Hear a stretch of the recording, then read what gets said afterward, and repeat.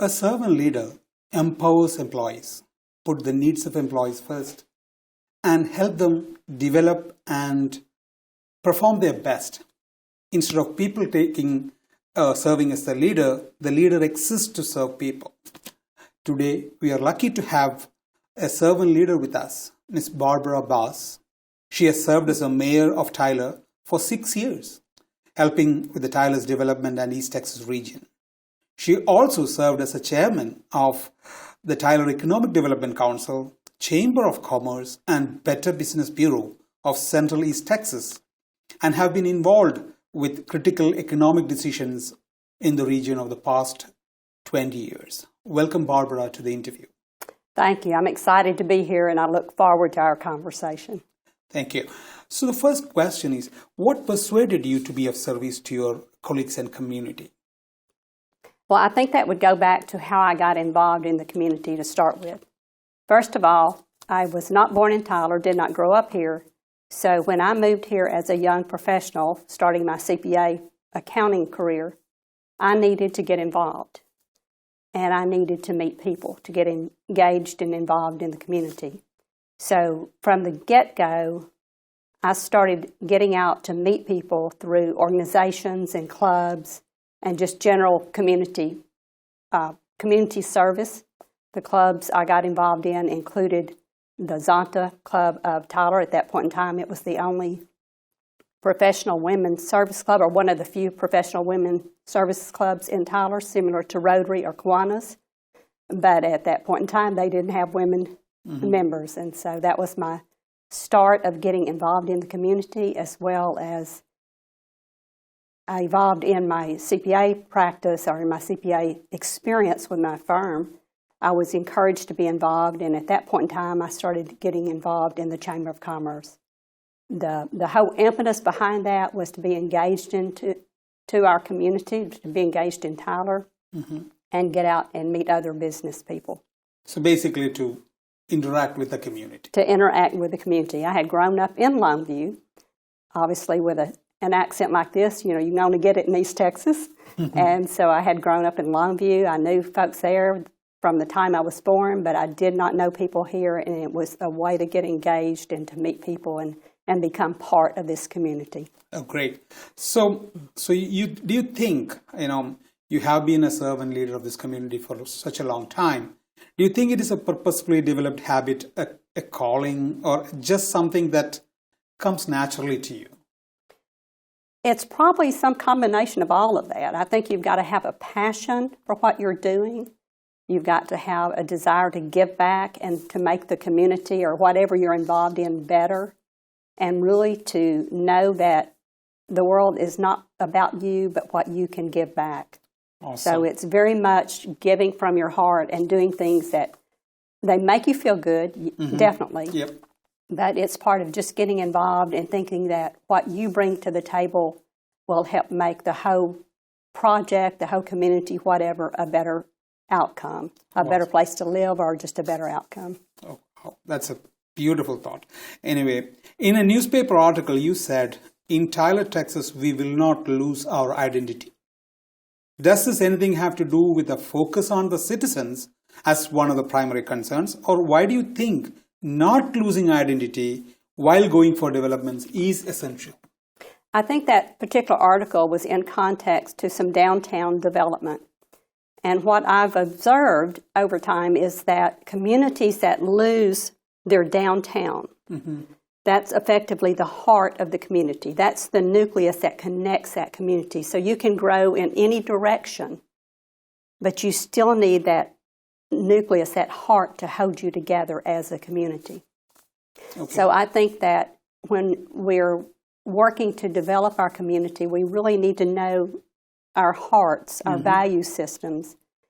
And as we grow, that needs to include the people in our community to make sure that it's not something that's just about us, but again, it's about all of us coming together and making the community better, to make it stronger. So you are particularly emphasizing on the community identity rather than individual. In that particular example, it was the community identity of Tyler and what our community is and the values that we hold dear. Okay, great. How much important do you think passion for serving has to do with the servant leadership? I think the passion is critical. You've got to have the excitement, the energy. I can't imagine being involved in something on a volunteer basis, which is what we're normally talking about in serving the community, and not really caring and being passionate about what you're doing and how it impacts the greater good of the community. You get on board with your friends when they're in positions. You help them when you get into those key roles. They're helping you. So it really is all about working together. And the passion needs to be there. Yeah. You know, you're passing on the passion to the... You need to have passion, and you need to share that passion. Okay, great. That's great. How has developing other people in their professional life helped with your success as a servant leader or a leader? My helping develop other people is part of paying it forward, because when I came here not knowing anyone, it was the leaders then that invested in me. Mm-hmm. People that I met, that they saw potential that maybe I didn't even see in myself at that time, just very young in my career. And they said, "Barbara, you can do this. I think you have this ability. You have this capability." And they would bring me in to be involved. So in working with the younger community members and the emerging leaders, if you will, part of bringing them in is passing on that legacy of helping make sure that we always have leaders that are coming in to leadership, developing the ones behind us so that we always have a succession plan or an exit strategy or whatever it is for whatever we're moving toward. How has building that trust with others helped your success as a leader? I don't think I'd want to do business with anyone I didn't trust. And I think in our community involvement, we need to be working with people we trust. So over time, your credibility, your integrity, and your trust all go together in creating that identity of who you are. And if I have trust in you, then I'm more likely to be involved in what you're involved in, or to help support you or encourage other people to do that. What effect has your upbringing had on your leadership style? Being the oldest of 5 children probably has had a lot of effect. I think I was born bossy. Maybe I grew into being a boss later. But that value of learning to be in a larger family, particularly, having those family dynamics, group dynamics, if you will, maybe that was the start of just learning to work as a group. Mm-hmm. I didn't always get my way. Mm-hmm. My siblings got their way sometimes. Right. I got my way sometimes. And learning just how to work as a group to get what we wanted and to get the results we wanted was probably a lot of that started with that family nucleus. I agree. Research has shown that there are 10 key traits of servant leaders: empathy, listening, healing, awareness, persuasion, conceptualization, foresight, stewardship, commitment to the growth and development of the people, and building community. Which of these 10 traits do you relate to the most?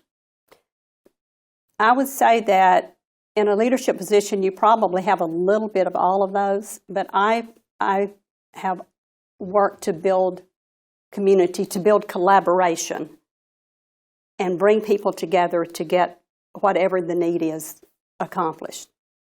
And so I think from the leadership perspective, I would say the building community or the collaboration of pulling the right people together at the same time to make things happen.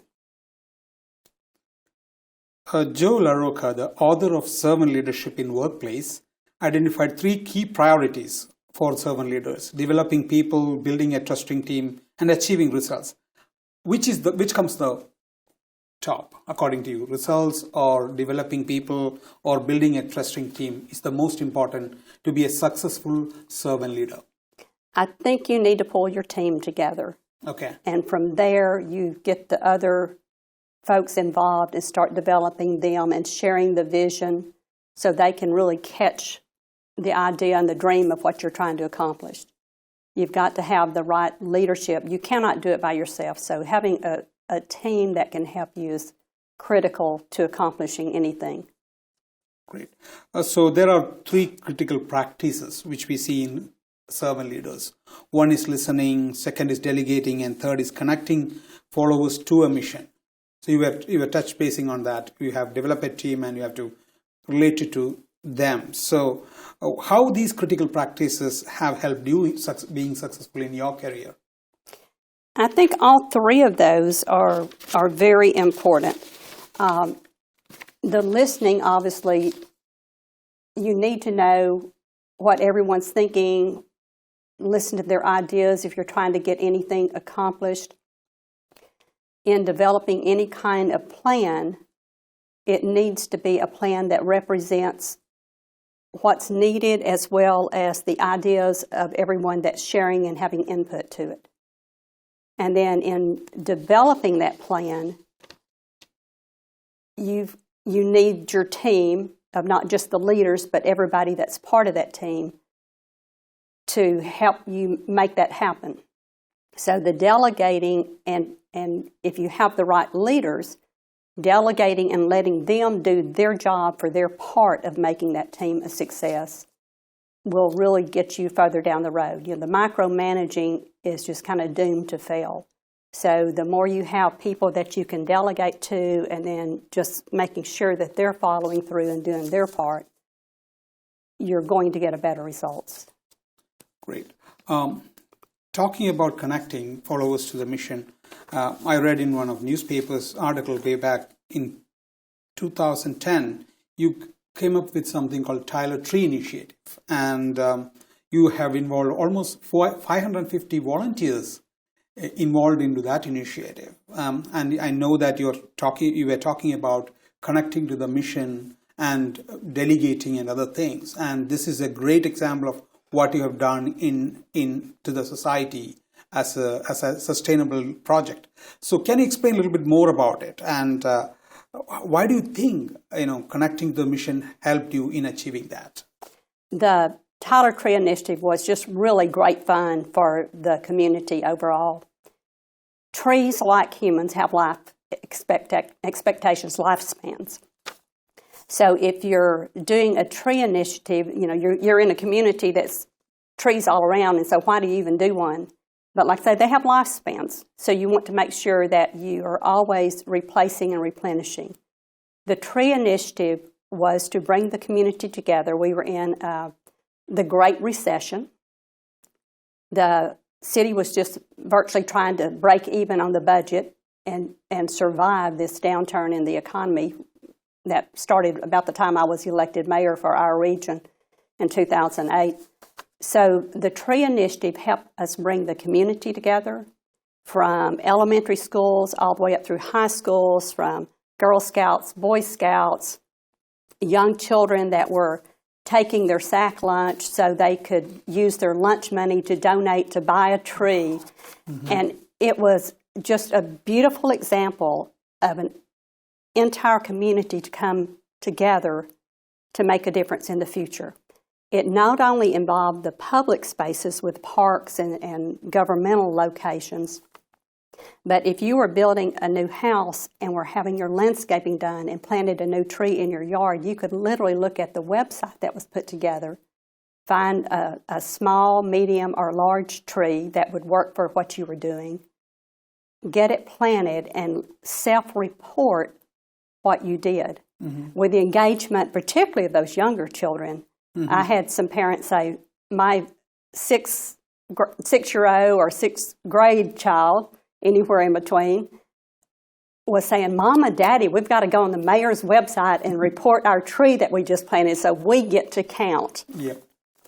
It was the excitement, the passion, the engagement, and just the collaboration of the entire community in that process that not only gave us the ecological boost mm-hmm. of having trees that help filter and make our air more pure, but the overall community engagement of knowing we were doing something that was sustainable for the community.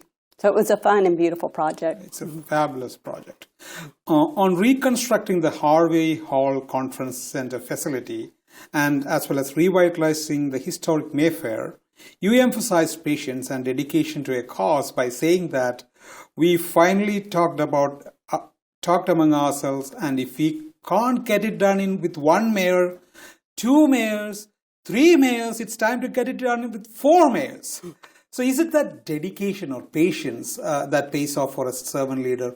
Or is it some goal-oriented approach? I want to achieve this, how much time it takes doesn't matter to me.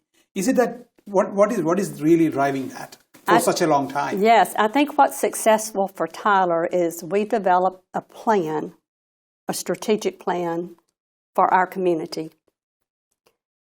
And then we work that plan. To make that work, that plan has to evolve. Right. The other beauty of that plan is that if I don't get it accomplished in my term, because we have term limits of no more than 6 years as mayor, then the next mayor can pick up and carry on that initiative. We have been wanting a better venue for conventions, a new convention center in Tyler for many years. Our former mayor, now former state senator, Kevin Eltife, started a process when he was mayor that went with the mayor prior to me, Joyce Sieber, and then I took on the initiative, and as we got started, the I wouldn't say pandemic, we're in that now, the Great Recession was hitting all around us, and everything just sort of came to a screeching halt of trying to repurpose Harvey Hall and create a convention center. By the time I was exiting as mayor, we had 18 acres of land out on South Broadway that's going to be a wonderful site for a convention center later, but just based on timing and economics, it's not come to fruition. So on our 4th mayor, Martin Hines, my successor, he finished a plan that's going to rebuild where Harvey Hall currently is into a whole convention center complex, with the Rose Garden being a real key part of that, and really showing the beauty of Tyler there near the convention center.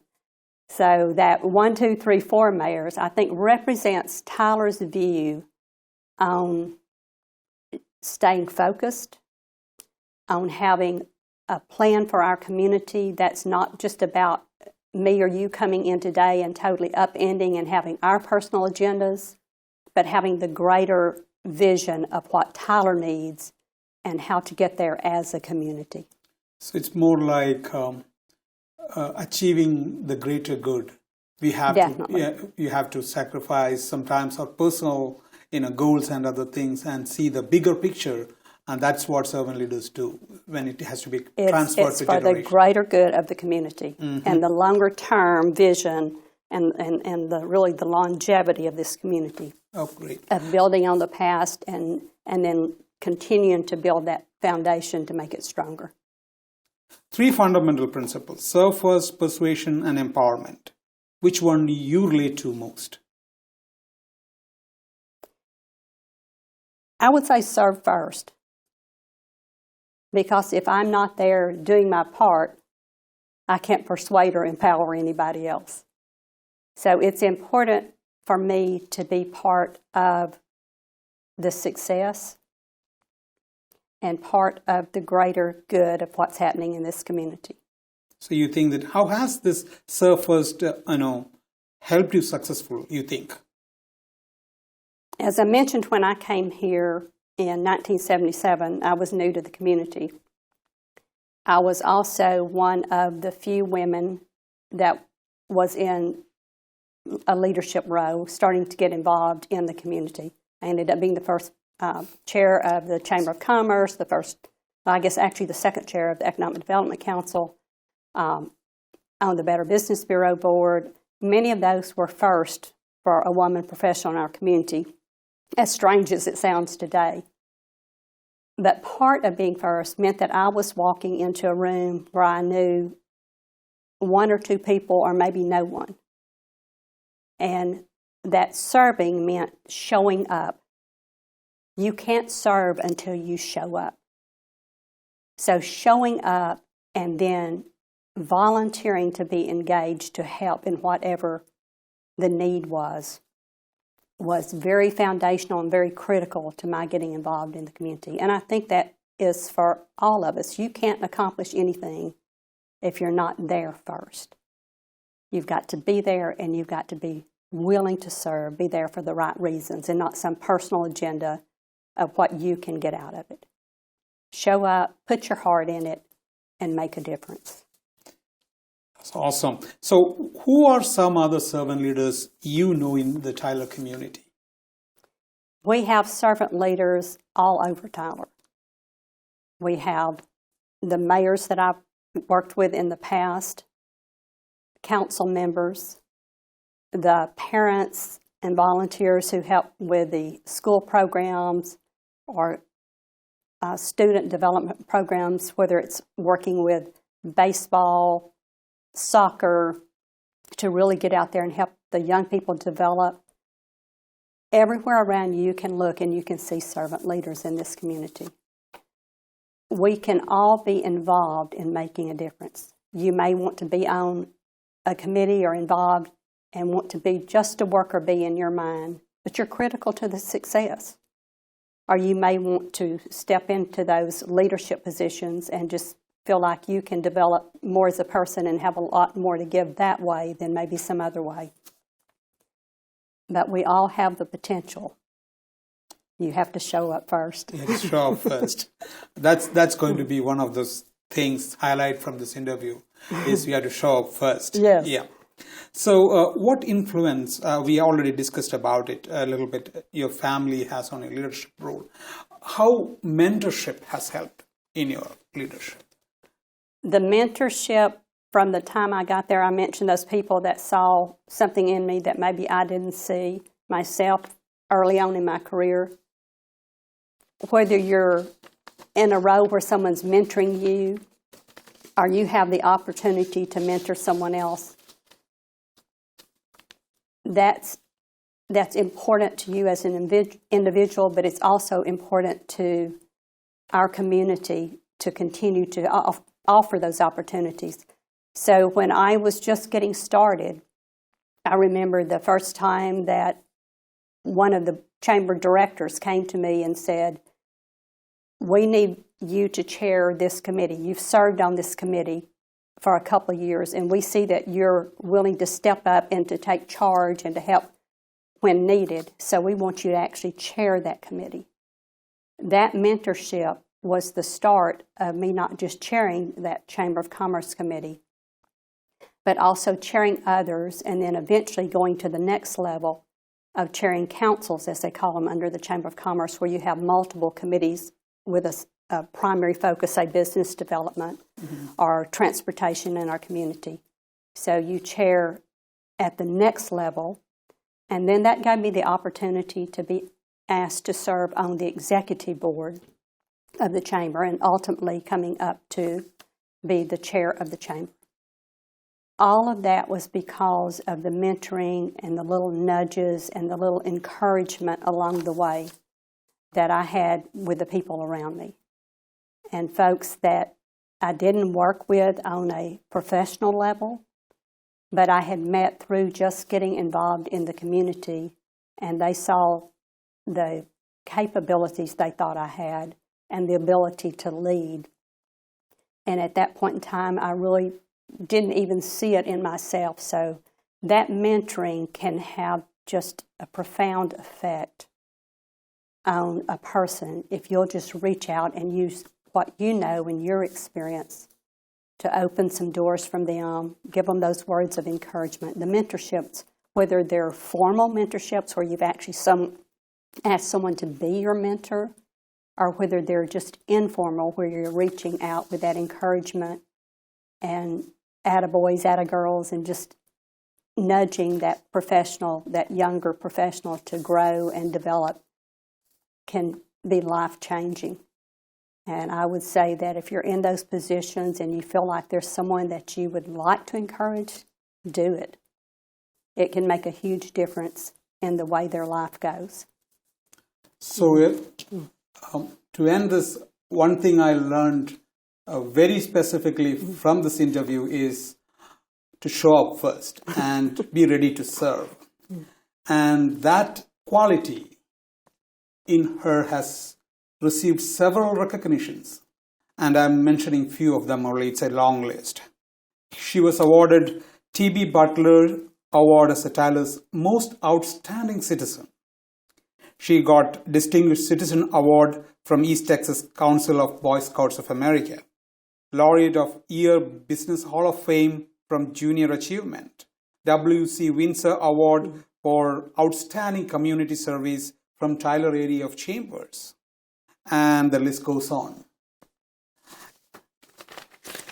We are lucky, indeed very lucky, to have Barbara here today, and thank you so much for the interview today.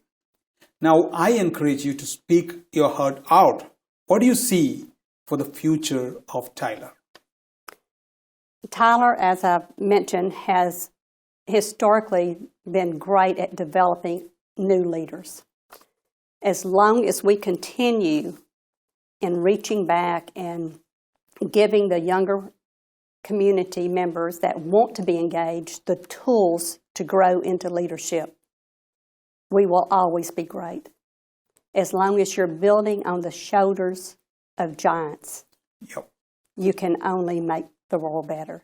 So Tyler will continue to be here to have the right leadership at the right time. The challenge is for you and me, in our role as leaders for New, to do our job. As long as we do, then we're leaving our footprint and encouraging the next generation to do the same. You're indeed developing a great footprint for sure. And the key takeaway, show up and be ready to serve. Thank you. You will make a difference. You will make a difference. Thank you.